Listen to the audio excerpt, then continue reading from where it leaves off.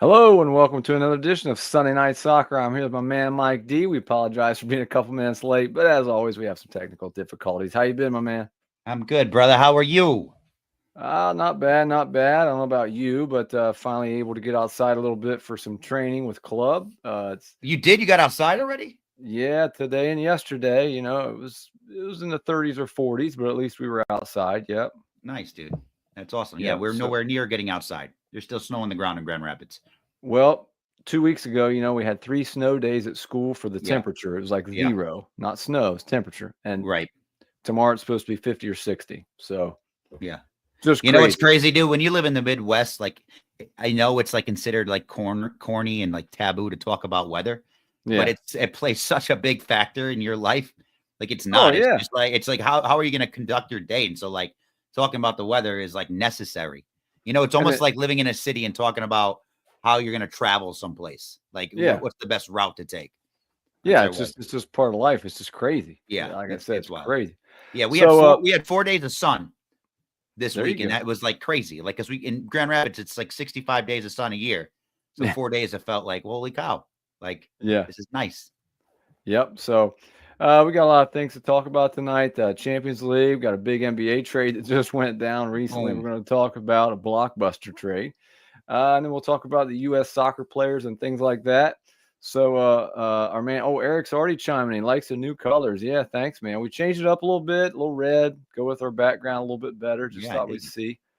So, anyways, so our first topic, Mike D, we're going to talk about this week is the Champions League. So, if Let's anyone do it. out there is not sure what the Champions League is, basically the teams that finish usually in around the top 3 or 4 in their own respective leagues in Europe, they make the Champions League for the next season. So there's a lot of money involved. It's a A big lot of bonus for money. your team if you make it in the Champions League, which is another thing that people don't understand makes soccer exciting because even if you finish fourth, it's a huge accomplishment for your team that season. So for a long time, the Champions League's had the same old format. This year they changed the format, and it's been a topic of discussion. But we're going to talk about Champions League kind of in general. But just a brief overview. It used to be more of a World Cup kind of a thing where you're in groups of 4, you played a round robin, and then depending on how you did, the top 2 teams in your group would move on to January or February, where you would enter the knockout phase, which is more of a tournament. This year they changed it up, and I will say I think in general it's been positive. It was met with a lot of resistance at first, I think, as anything new. But there used to be 32 teams that make it. Now there's 36. And basically, a quick rundown. It's much more of a round robin, but you get much more of a in the group phase. That is, the group phase just ended, but you also get rewarded a lot more if you finish in the top 8. So if you look Yes. down there at the bottom of the screen, Liverpool, Barcelona, Arsenal, Inter Milan, Atletico, Bayer Leverkusen, Lille, and Aston Villa finished in the top 8. And so those teams now get a bye, which never happened before. It used to Uh, just be a 16-team knockout tournament. So now those teams get a bye, so you get rewarded a little bit. It's kind of like the NFL playoffs, where you get a bye or home field advantage kind of thing. And then teams 9 through 24 will already start in the knockout phase where they'll play a home and away against another team. You add up the aggregate score, so on and so forth, and then you move into facing these other 8 teams. And the other thing I want to add real quick is these 8 teams now get placed on the bracket. So, for example, Liverpool and Barcelona finish first and second. They won't be able to meet unless they get to the championship. mm. A little bit more March Madness style, I guess, instead of just being thrown back into the hat. What's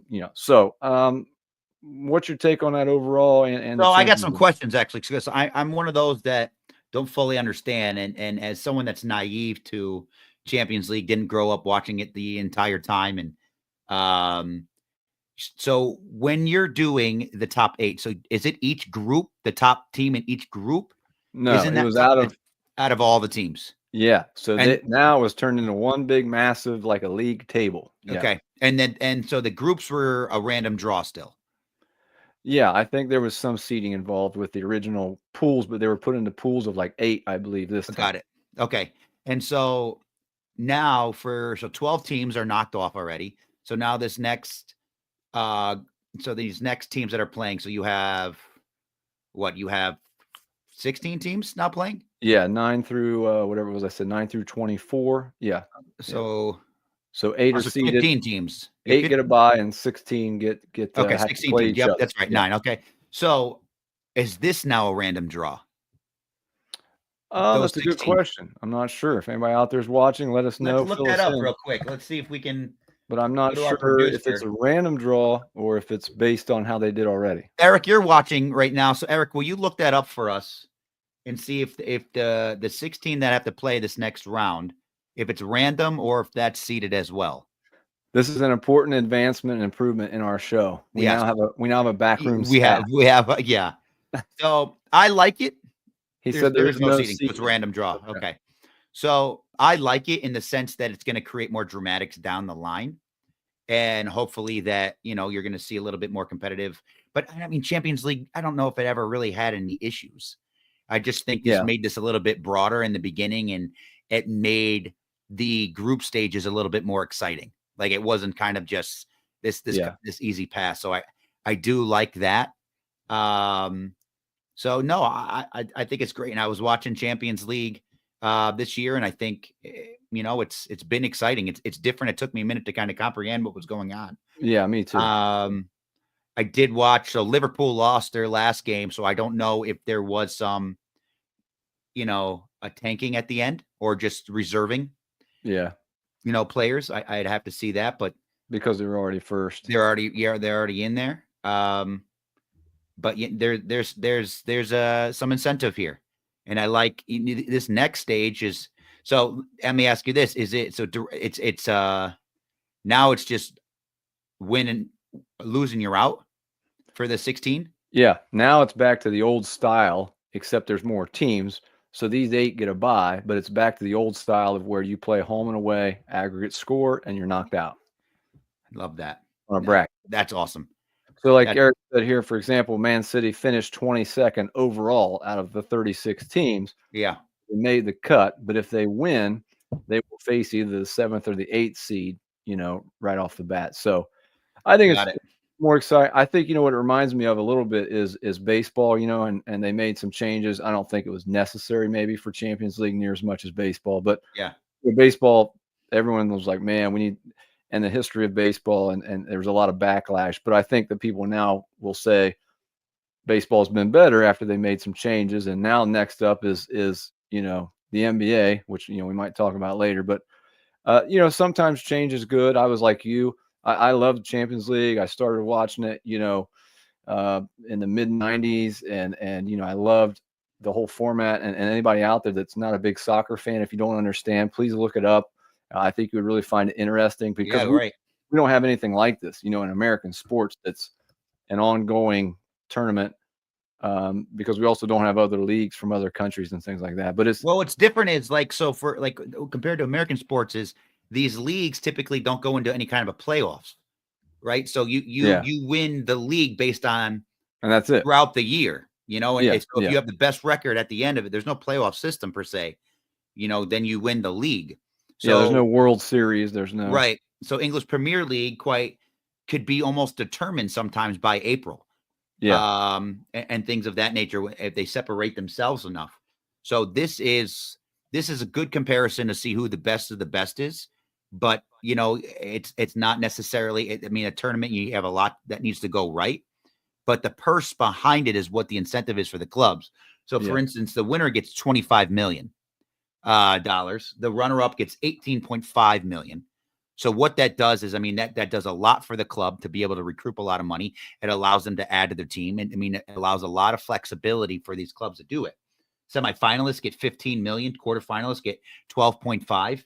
So just being in that is a huge deal for these clubs to be able to do it. I think they upped the purse this year to like $2 billion as far as how much money that they're divvying out. So a lot of money goes in these clubs so this is where you're kind of getting backed for your performance with monetary value in the Champions League. I also want to throw out to you, I was talking to one of my buddies the other day about a couple weeks ago, actually, about football and about NFL and week 17 and how, irrelevant it is because if you're a terrible team like our teams, it's irrelevant other than tanking for the number 1 draft pick.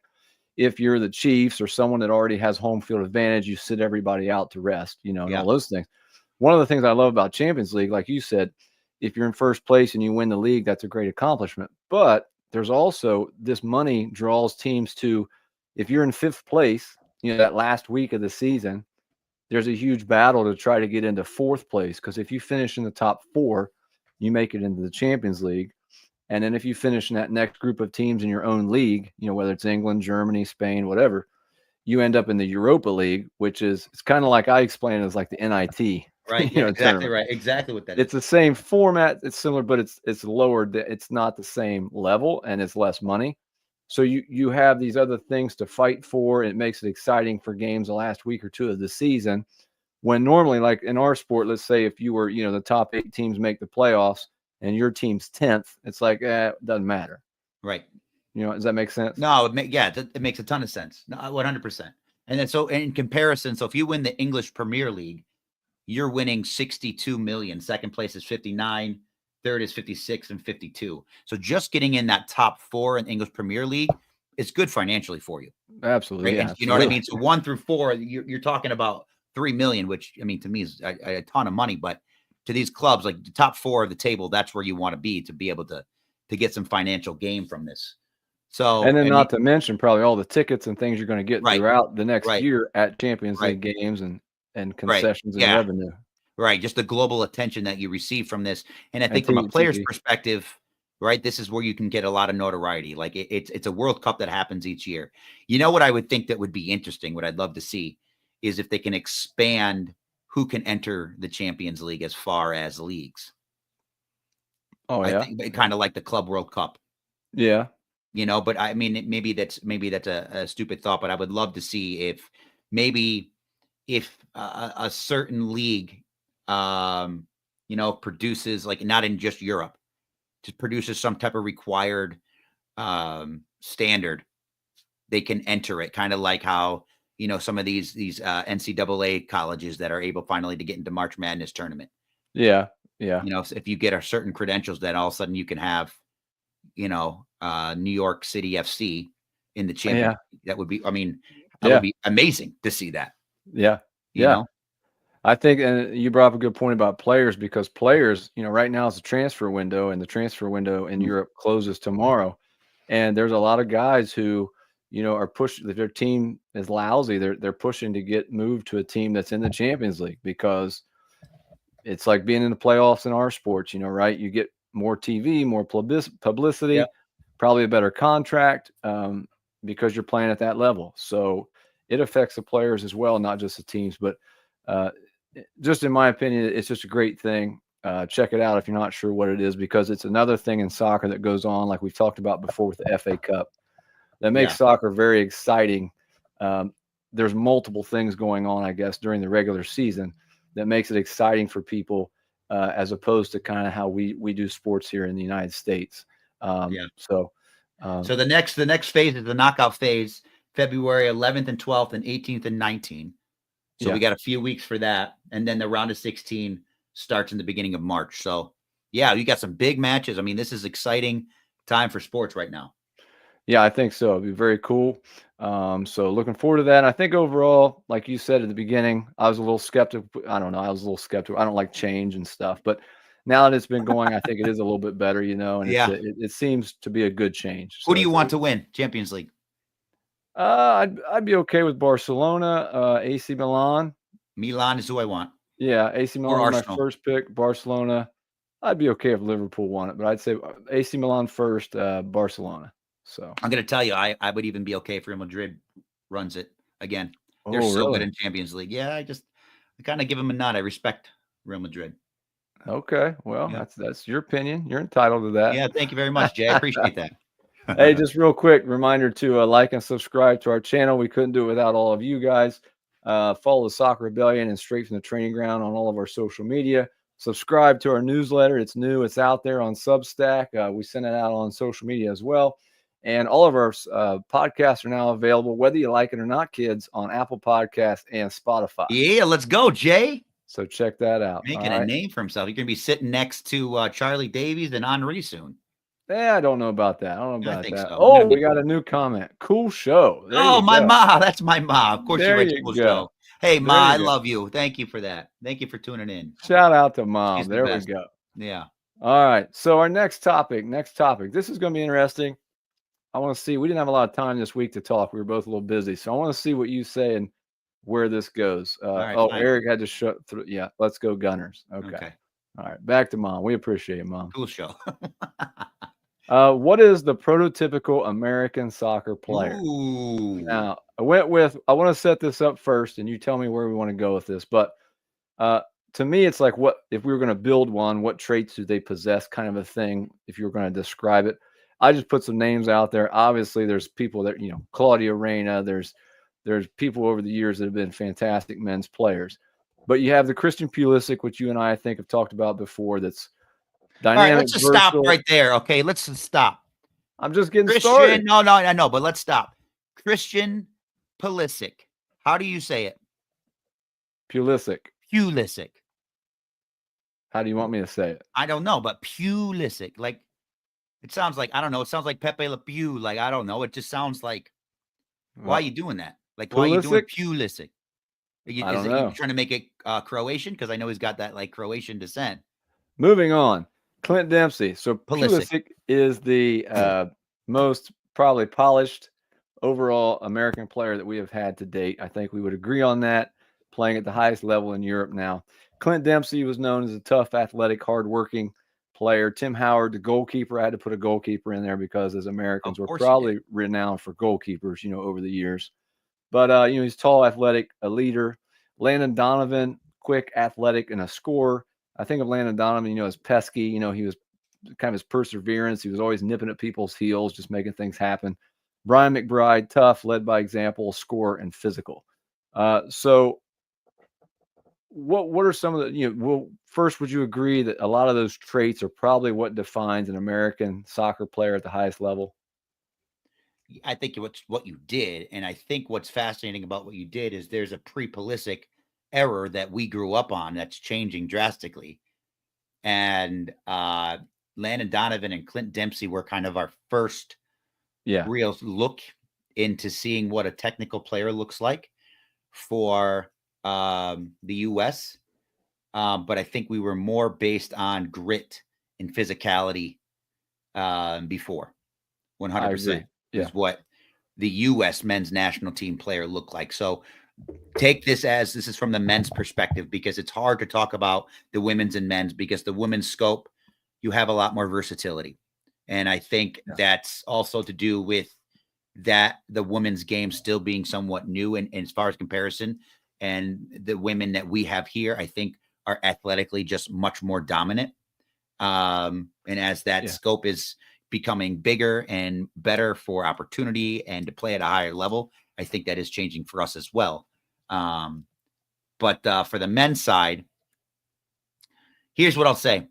We now have more skilled players developing here in the United States than we ever have before. And you're talking about the people at the top level still, the players that we have. And what's changed for them is their road to play at the top level. So now you think in Serie A, we have Tim Weah, you have McKennie, you have Musa, you have Christian Pulisic. Shut up. And then you have a lot of players playing in the English Premier League. You have Tyler Adams, you have Josh Sargent, Andy Robinson. So they're being able to kind of mold their game to these different leagues at a higher level, which is helping them be more technical and maneuver in space at a much more tactical rate.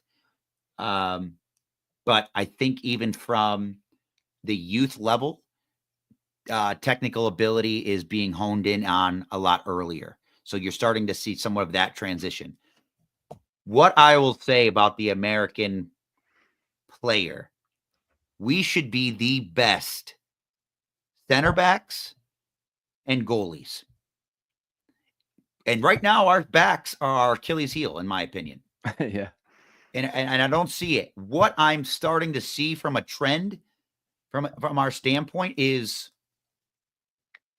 we are still lacking alphas in the American system. And I think too many players still are falling off at that crucial age of like 12 to 14 to play other sports because the glory isn't there. So we should be the most dominant athletes. Like if you look at what the soccer player could be in the United States, like we shouldn't be hindering them playing other sports. We should allow that to mold into them as a player. What's happening is these players are not choosing then soccer as their profession and they're going into basketball or whatever the hell it is. Mm. And I think we should be the best athletes. That's what the prototypical soccer player should like. It should be bigger, faster, stronger in that sense. But it's still not being molded correctly. But I think Antoine, is it Antoine Robinson, the left back for Fulham? Anthony. Yep. He is the biggest example of what an American player looks like, in my opinion. Kind of rough around the technique, but he will very run athletic. you to death, very athletic, will make big plays and can do a backflip for no reason. And it's physical and he's impactful. Yeah. I don't think it needs to be this clean game, but that's where it's starting to go. I mean, all my kids that I coach want to play possession soccer, but I just think, when I coach Hispanic kids, when I coach kids with a more ingrained culture of soccer, they're much better at decision-making in tight spaces than the Americans are. But the work ethic for the Americans is what's the difference. Like the kid will not stop running. He's just going to run right at you, which sometimes looks goofy, looks embarrassing. But I think that's something we need to lean into a little bit if it's effective. It's effective, right? Like I remember when we played, like there was like, what was it? The Copa, I want to say like 2013, 14-ish when we beat Brazil. Do you remember that? Yeah. And it was just because we just didn't stop. Yeah, we just outworked them. We just outworked them. And I feel like we've gotten away from that a little bit. And I'm okay with some of that, but I do think we can clean up the technique, of course. I think that's going to just take some time. But I think athleticism is what separates us and will separate us. And we need to mold our game around the culture that we have, where other sports, like we don't just grow up with a ball at our foot. We grow up with the ball in our hand as well. Yeah. No, I agree. I think Eric's comment here, I think the biggest issue is that we as a national team still do not know what a prototypical American player does look like. I think that what you were saying is we kind of contradict ourselves. We still are as a country. And I don't understand why that is, because if you look at other countries, over the time, they've embraced their own style. Yes. Right? The Italians defending, the Spanish team keeping the ball, and they don't try to become what they aren't. And for us, like you just said, we've had soccer long enough here now, and we've played at a high enough level, international level. We should hang our hat on exactly what you just said and be proud of that. Doesn't mean you have to just kick it down the field and run around like crazy. Right. You can continue to evolve and get a little bit better, like you said, but it's like every few years we come along as an organization in the United States and feels like we have to revolutionize and change things, and we're going to try to play like this or play like that. And to me, again, like England doesn't do that. You know what I mean? Spain doesn't do that. Italy doesn't do that. The Netherlands don't. They hang their hat on what they've always been proud of and what they just do well. And that's the beauty of soccer to me, is that everyone has their own interpretation of it. Like you said, Brazil is more about a street soccer, kind of samba, take players on, 1v1 moves. It seemed to work pretty well for them, though, over the last 100 years. Argentina's, gritty or get in your face, win the ball, those kind of things, but they still have great technique. So to me, that's the biggest thing. Is like, why do we contradict ourselves and kind of like fight this and just accept it? Like you said, that's what we're good at. I think if you would talk to anybody in our country about soccer, that'd be the consensus. So why don't we? To your point, Klinsmann did the most for our vertical impact, in my opinion. I liked Klinsmann a lot and what he did. I think he was put in a tough position, but he road mapped a lot of what the youth was doing. He changed the format, the sizes from what it looks like, for the federation, from the U sizes, and being, starting at going from 4v4 to 7v7. Like, he changed all that from it just being 11v11, and he made more touches happen, which I think is good. But, we haven't seen the results from playing our style at the biggest level. And it's because we don't have the biggest level, like, to even show for it. Like, if we talked about college here, half the D1 college kids are imported, or are foreign kids coming in. So we haven't really groomed anything to that top level to see the success. So it's almost like we run from it. And now what we're doing is now we're getting these kids.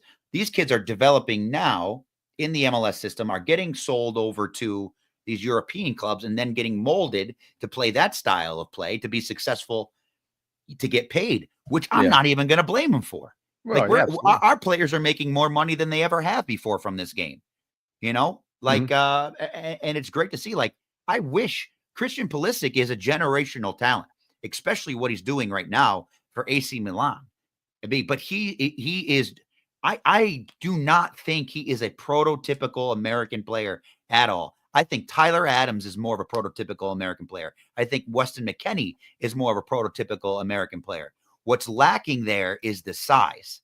And that's what I'm waiting for. What I'm waiting for this thing to topple over is when we have a Odell Beckham, and I use him on purpose, playing soccer. Someone that's 6'2", with 4.4 speed, that has footwork, but that's just going to run like crazy at you. Yeah. Because he played soccer and was on the, I think, U12 like national team, and stopped and went football. I mean, obviously that worked out fine for him. Yeah. But there's that glory. Like, I remember, I had this conversation with my brother. Like, I remember thinking, because I'm broad shouldered and whatever, and playing backyard football, I was like, I could play football. Like, being a soccer player, you have to be a certain athletic to make it. You probably can play multiple sports. You can't say that for a lot of other sports. Your footwork allows you to be impactful in all these other sports. And I remember thinking in high school, watching all the attention, the news, people, 5,000 people at their games. Like, why didn't maybe I should have done football to get all that glory. And so you have these young kids seeing that, because we're still not providing the right environment for these kids to be successful. But the athleticism is the American soccer that we just need to lean into. And I think what's missing for us to do that is creating that next level of glory and environment and culture for it really to stick and make kids want to achieve that next level. Well, yeah, and real quick, one more thing. I think that we have to have a better pathway that they can see how to get there. That's the problem. Yeah, the pathway is so mucky. When there's 15 different pathways, it's like, which one do I choose? Mm-hmm. But yeah, absolutely. I think it all comes back to, like you said, we should hang our hat on that and continue to evolve and work. I have a quick one I'll throw out to you. This is from my good friend Rosmondo, co-founder of Straight from the Training Ground podcast, Scottish guy. If this is a real question. He asked me this the other day. If Christian Pulisic's last name was Pulicini, do you think he would be better, get more media and more attention? In Italy. I mean, you know what I mean? Do you think that is a factor at all? His last name? In terms of global attention. If he were Italian and played the exact same way. Yeah. Or not. I don't know. Maybe.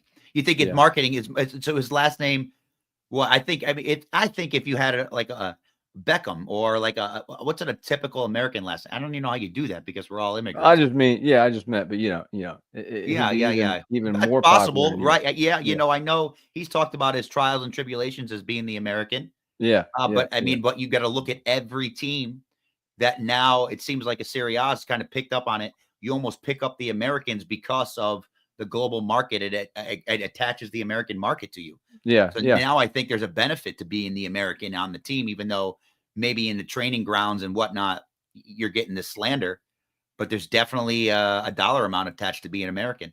Yeah. No, it's just interesting. I think that's interesting.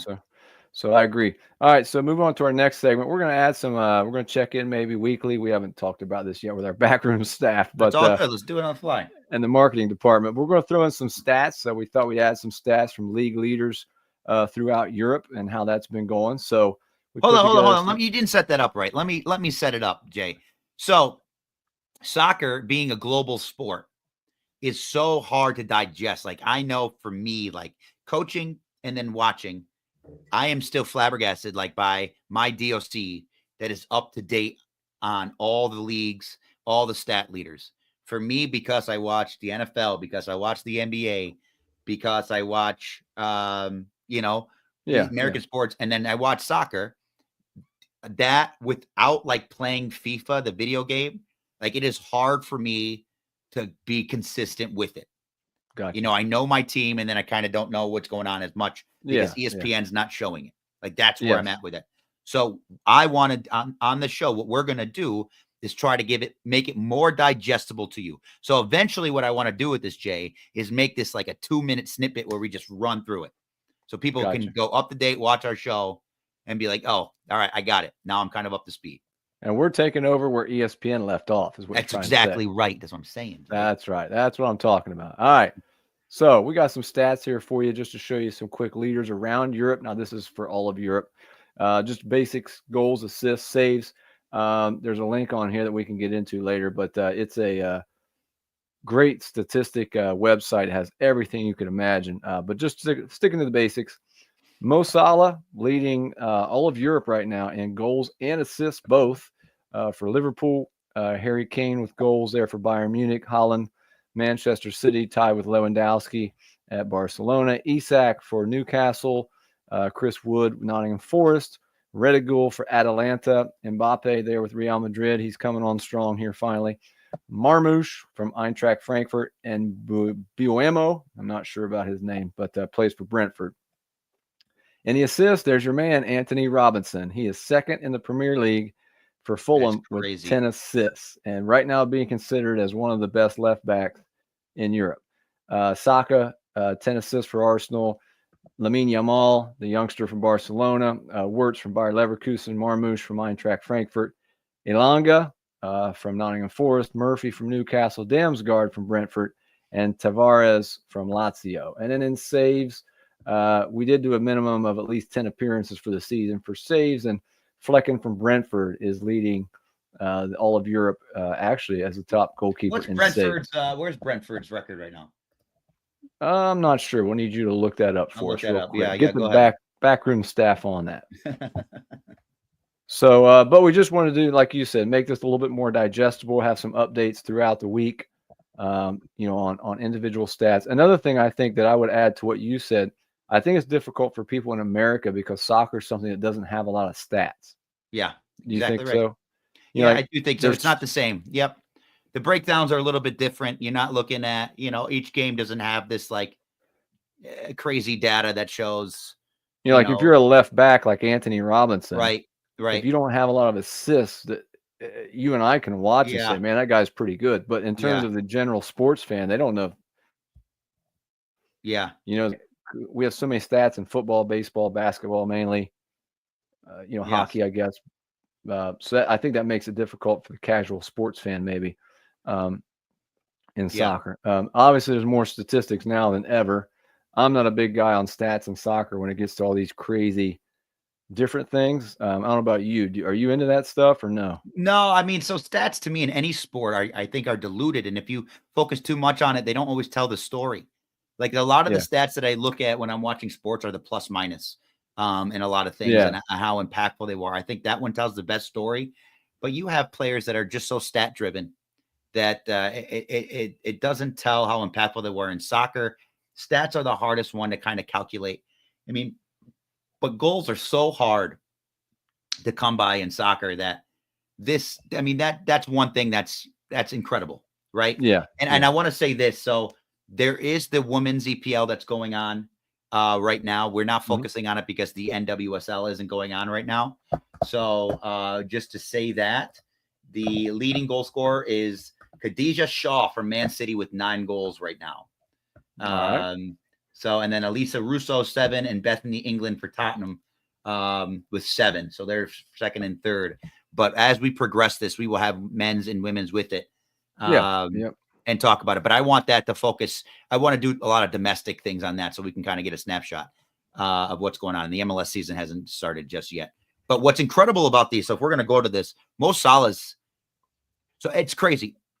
Mo Salah, you would say 2 years ago, maybe when Mane left, Yeah. he's falling off. Yeah.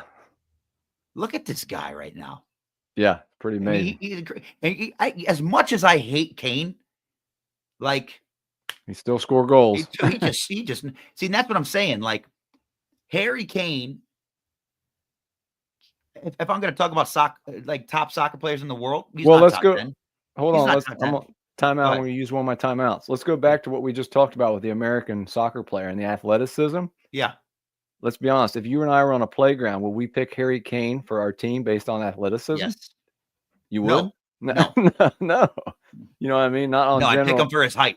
But in terms of being inside the net. box, Yeah. but being in the box and finishing chances to score goals, Yeah.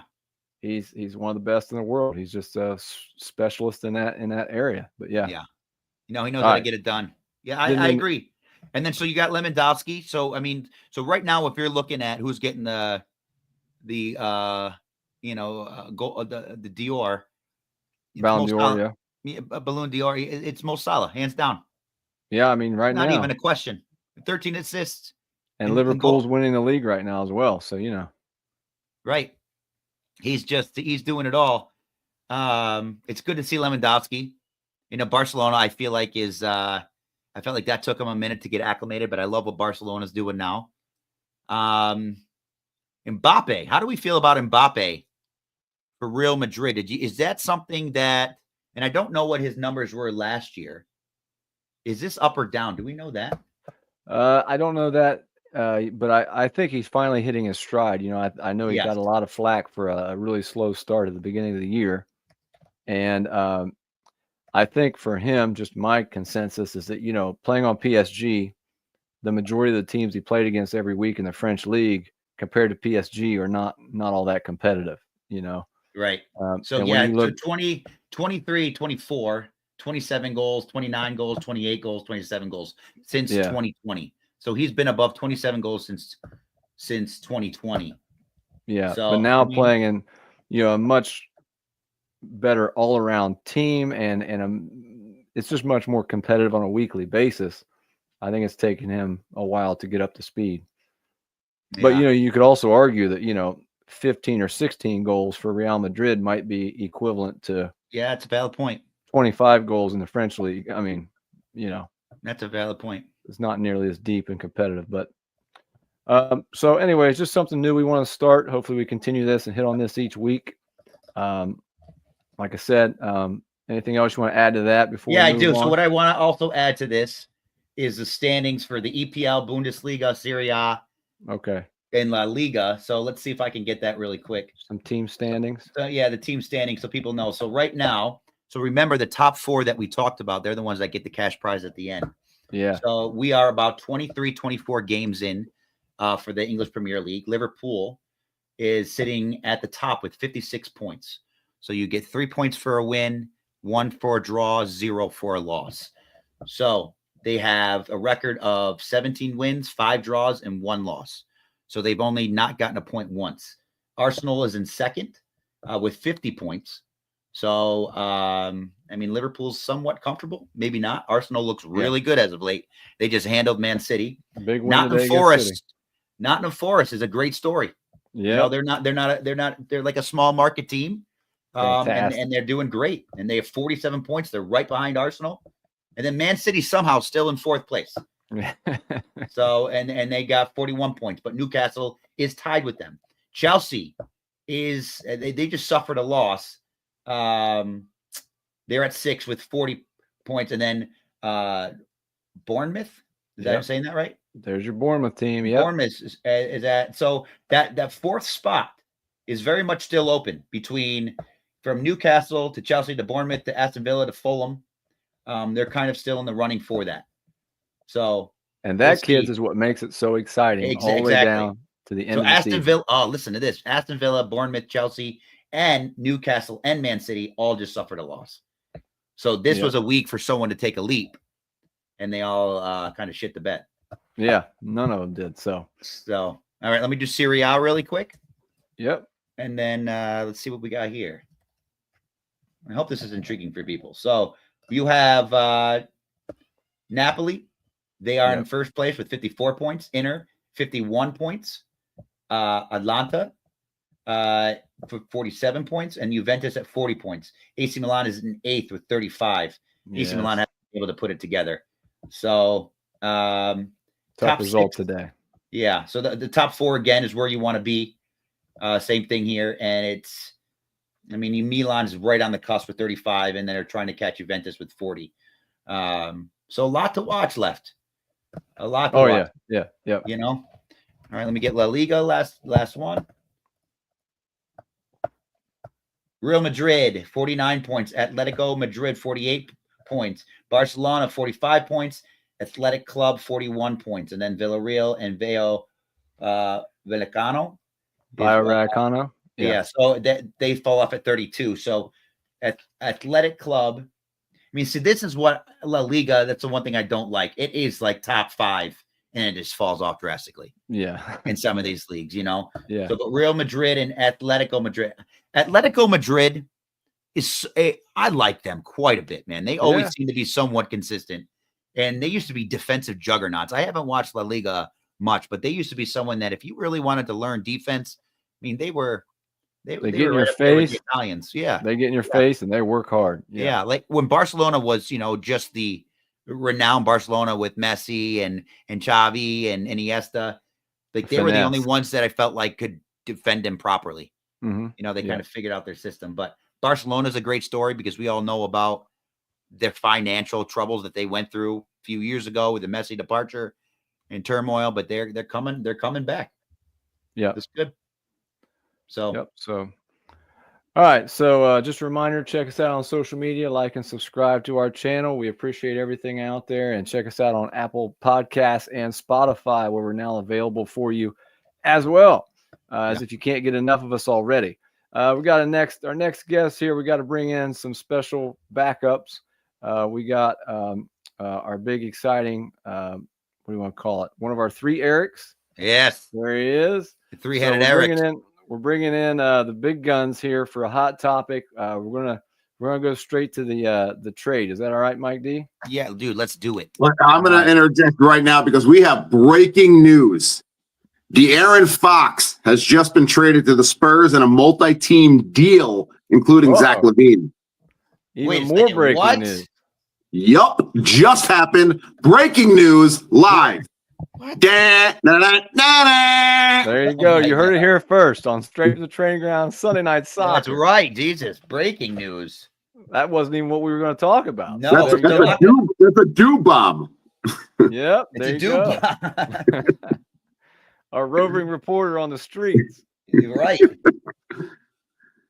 What? Oh, look at this. Yeah, Eric is the new Woj. There you go. What? Love okay, it. Hold on. Report and expose the Fox.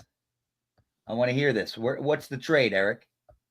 It's Fox's Spurs multi-team deal with Zach LaVine. I didn't have enough time to talk to all my sources because I had to get on the show. I was on the phone. I was on the phone with a couple of GMs, but you guys interrupted me. So, well, we appreciate your time. Unlike Schefter, I only have 1 cell phone. I don't have 3. Well, it's not in our budget yet, so yeah, we'll get there. Zach LaVine goes to the Kings, so he rekindles himself with DeRozan, and Fox. So, what does that mean for Chris Paul? Is Chris Paul still there? You don't see anything about Chris Paul. Oh my God, dude. The NBA is about to blow up. Okay, so let's go back, Jay, to what it's gonna be nuts. It's gonna be nuts. Run us through the big trade that's making this all trickle and go crazy. All right. The big trade overnight for most people was that Luka Doncic got traded out of nowhere, at least to me. I don't know how much NBA stuff. I don't follow day and night NBA inside info. Luka Doncic got traded from the Mavericks to the Lakers for Anthony Davis. And what a lot of people are calling one of the biggest, most surprising trades in the NBA in years. Maybe ever. I don't know about that, but, huge, took the world by storm. Happened, I think, overnight because it was West Coast kind of stuff. And this morning, everyone was just going nuts. So what are you guys' thoughts on that trade? Doncic Eric, for AD. So if you don't know, Luka Doncic, 25-year-old, from where does he play? What country is he from? Serbia. What is it? Serbia, isn't he? No. He's No, that's Jokic. Is he Lithuanian? No. Where's Luka? Look it up. You have the computer. Where the hell is he from? Who's going to beat me to it? Slovenian. Slovenia. Really? He's Slovenian. Okay, so anyway, so he took the league by storm. He got drafted by actually the Atlanta Hawks. They traded him for Trae Young when Dallas traded that, and so he landed up in Dallas. Seemed to be a good trade for both at the time.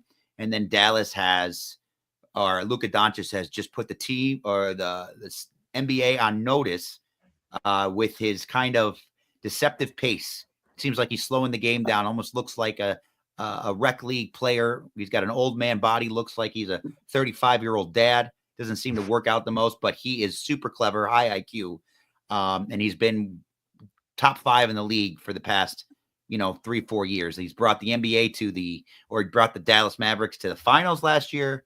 He brought them to I don't know if he brought them because he got injured. Semifinals a couple years ago. They brought in Kyrie to match with him.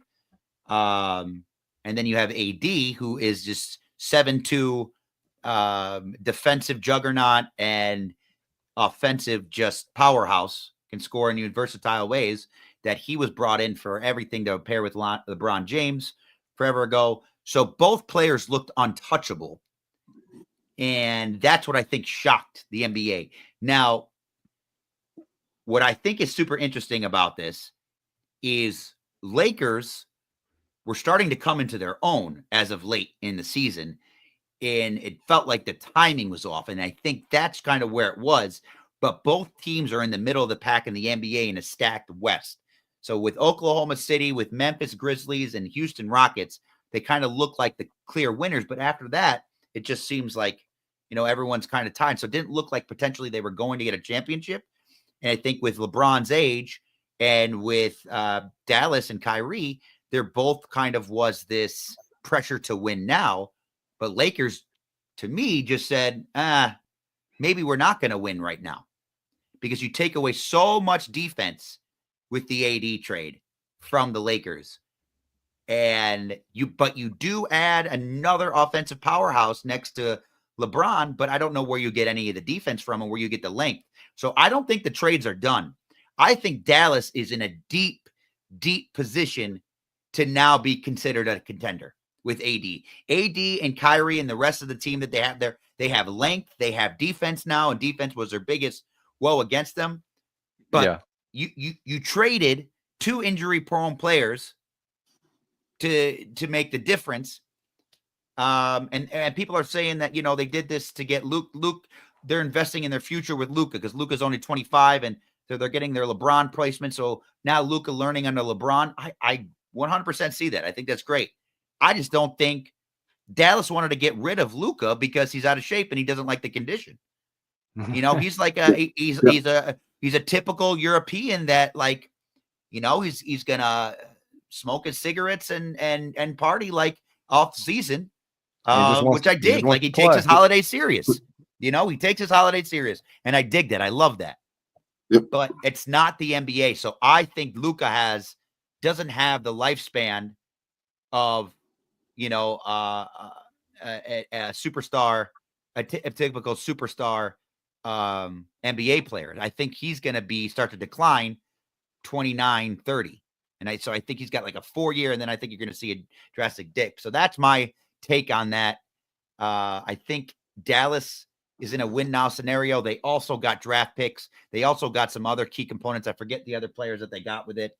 But I think Dallas makes out well. And I think, LA is trying to set up their future. So maybe that sets up for some younger guys to come through. But I don't see how you're in a win now position. Yeah. Defense wins championship and you don't have defense. So I don't know how that LeBron's going to feel about that. I would honestly now not be shocked if LeBron's on the move. Mm-hmm. Yeah. So, my sources inside the Dallas, front office tells me that, yes, they were very, very upset with Luka's conditioning and very concerned about it. But then I also heard from the Lakers front office that they had a big issue with Anthony Davis's unibrow. And he was afraid to wax it, so they had to move him. He wasn't LA fit as far as looks. So it's a very interesting trade. But the argument I hear a lot is that the Lakers were looking for the future. I hear that. But my issue with that is then why would you trade a 29 first round pick also with that? If you're looking to build in the future, why would you trade such a close future first round pick to get Luka and not be able to keep building around a team? So I'm not sure. I think there's something big that's about to drop for most likely the Lakers, because they're definitely out of big man. So it's going to be interesting to see what the Lakers do in the next couple of days. But it was definitely a splash, and it got their name out there again. It got people talking about them. It's the week before the Super Bowl, and I think they kind of took a page a little bit out of the Jerry Jones diary of do something crazy to get your team talked about. Yeah. Well, it worked. What do you think, Jay? Well, my question for both of you, like you said, obviously we don't know what may happen, so there might be more moves. But if nothing else happens as of right now, I'll ask you first, Mike D. Who do you think makes out better for the rest of the season out of this, the Lakers or Dallas. the Mavericks? Dallas makes out better. I think Dallas. AD with Kyrie, the depth that they have now, because they already have a center over there.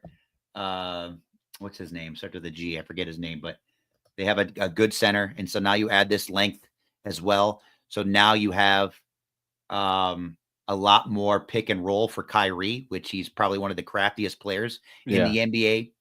And so you have someone on the post like AD for Kyrie. I think it's a great match.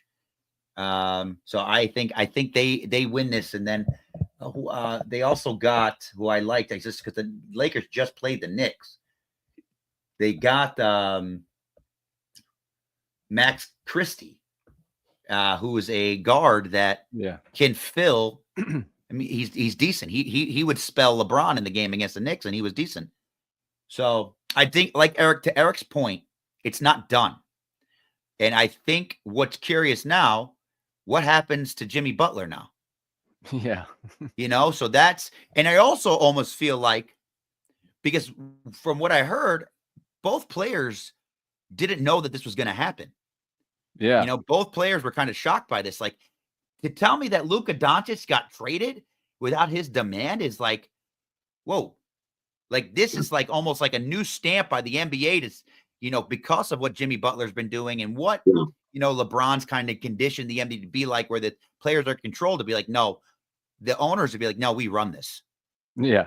Well, it's a big move when you're seeing all day today, you're seeing reactions. Like I saw reactions of KD on the bench, and yes, they were mind blown, about this. So when those guys are like reacting like that, it's big. So Eric, your turn. Who makes out better from this if nothing else changes? Oklahoma City and Houston. Okay, why? Because neither of them, I think both teams took a step back. I think not that to say that it can't work out, but I think to make a move when, especially with the Lakers who were starting to surge, and to make such a drastic change like that, you're now going to take a step back, because when you insert somebody like that level, you can't just instantly start performing and start playing again. And the Lakers were just hitting that stride, hitting that feeling that they had, and now all of a sudden you made a massive culture change. You made a massive change in your team, and I think that dynamic is going to hurt them. And for the Mavericks, I think a little bit of the same thing, even though Luka wasn't playing, but you're now going to have to find a way to play where you weren't playing with a big man with his back to the basket. Now you're going to have to figure out how to do that with AD. So I think both teams are going to have to figure out a new way to play, and that's going to take time. So overall, I think Houston and Oklahoma start running away with this, because the two, in my mind, two of the bigger competitors that could have stepped up and challenged them are going to have to slow down. Yeah, that's a great point. Interesting point. I love it. So we'll see if there's anything else that goes on. And like we said, hey, stick to Straight from the Training Ground here, Sunday Night Soccer, for your breaking news. We interrupt your current broadcast with NBA trades from our man. So here's all right. I want to say this. So I do think Luka wins in this trade a little bit. He gets a little bit more marketability, and if work ethic is where he's lacking, I would imagine that LeBron's going to instill that a little bit into him. Yeah. Like, if there's anyone that Luka respects, I mean, how do you not respect LeBron James? And the longevity of his career. Yeah. And a lot of his longevity has everything to do with how great he takes care of his body. Like to be able to perform the way he's performing at 40 years old is absolutely insane. So I do think Luka gets that nod a little bit, and I don't think, and Luka needs to learn how to be a leader. I think he was forced into being a leader at too young of an age. So if Luka's going to take another step, he's in a great position to be able to do that. I just don't think LeBron is looking at his career right now and ready to be a mentor. Right. But and on top of that, Mike, to add to that too, I think Luka took a hit in the pocketbook big time. If he would have been able to stay with the Mavs and they would have signed a max extension, he would have been able to make 117 million more than he would be able to when he gets extended by the Lakers. So he took a huge hit in the pocketbook, and I think that's a little bit of an ego check, and might wake him up a little bit. Like, hey, you want to make it, you need to, as you were saying earlier, Mike, offline with the In-N-Out burgers, maybe you lay off them a little bit. Yeah, we'll see if it changes his diet a little bit. But yeah, you're right. Yeah. I think both players have a chip on their shoulder to play for. And I think, I can't even tell you who's going to respond more, right? But I know AD is going to he's pissed off. Yeah. It'll be interesting. To prove. Yep. Big news in the NBA. So big news in the NBA. Might be some more to come. And Eric, keep us posted if you hear from any more NBA GMs. I got my ear ready for you, Jay. I will always keep you going. Keep your phone charged. Thanks, man. We appreciate it. All right. So moving on to our next topic. We had our typical well, you want to set this up, some street soccer highlights? So the Soccer Rebellion, what we're doing is we're showing the skills and flair that you would see in a 5v5 match, street soccer match, where there's no rules, there's no refs. You guys are out there just playing, and we happen to have a camera. So this is one of the plays that happened at the Lincoln Park at the Rebel League about 3 years ago. All right. So this is.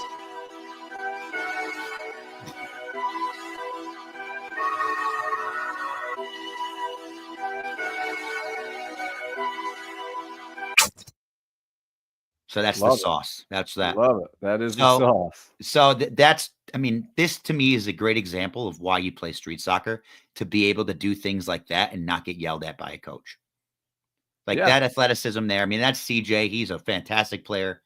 Very smooth on the ball, strong as all hell. He was built like a 21-year-old man at 16. I coached him. But to be able to do that on the move and get out of tight space with that successfully, bring it down on your chest and have control, that's a ton of skill. Like, don't overlook. Like, if you're doing that in your backyard, that's one thing. Doing it against another person, this is the difference, guys. Like, you training against the wall in your backyard is one thing. Doing it with the timing and in motion and to successfully make a combo play out of it is another thing. Like, that confidence that you get from that, besides the oohs and ahs, it's a big deal. So, no, I think that's extremely talented. That's a great play. Sweet. The only thing I'd like to add is that, like you said, though, it all comes from spending time with your soccer ball. You can't just go out and do that. You got to spend a lot of time on your own, right? Practicing, like you just said, and not with a coach, not at practice. Where kids today are not doing that enough, in my opinion, where they're out doing that on their own.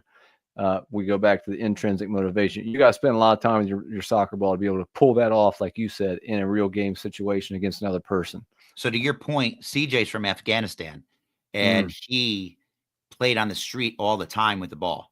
So what you're not seeing, and I think some of these kids, I just had this conversation today with one of my good friends, Mikey Lomas. He actually played, I think, for Wesleyan in Ohio. Oh, yeah? Ohio Wesleyan? Yeah. Anyway, we were talking about how maybe some of the demise to these kids is because they get these clips of skills so at their fingertips that they overlook the amount of time that maybe that player spent in developing that and how that came to fruition. Like, he was playing in the street in Afghanistan. Like, that's different, than his type of development. So different. Like, his creativity is off the charts, and there's a big reason to that. You know, the way he was playing with the ball, the outlet that he had, the reason why he played, all that stuff is just, it makes him such a different makeup of a player. But like you're saying, at the end of the day, it's because he lived with that ball in his foot for how long? Yeah. Well, it's like you and I talk about all the time with our culture in basketball. How many great basketball players have you heard about, read about, learned about over the years that when they were growing up, they always had a ball with them? You know, they're dribbling down the street to the corner store with their basketball to run Yes. errands for their mom. You know, they were Yes. sitting out on their front porch dribbling the basketball.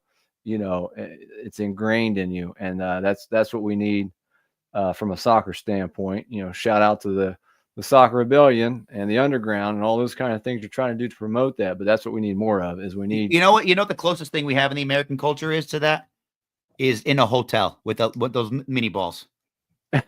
Yeah. You know, like that's what you're moving with, and it's so much fun to do that. But you're exactly right, man. Like I will tell you straight up, like when I go to the gym, there's a basketball court. There's not a soccer court. And that's what the idea of the Underground is that no, there's a soccer court there to be able to just go kick the ball around and get creative like that.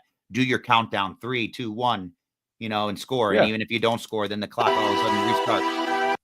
Sorry about that. I don't know what's going on. But yeah, I mean, that's you're 100%, man. Like getting out there with the ball at your foot and just manipulating it. It makes a world of difference, man.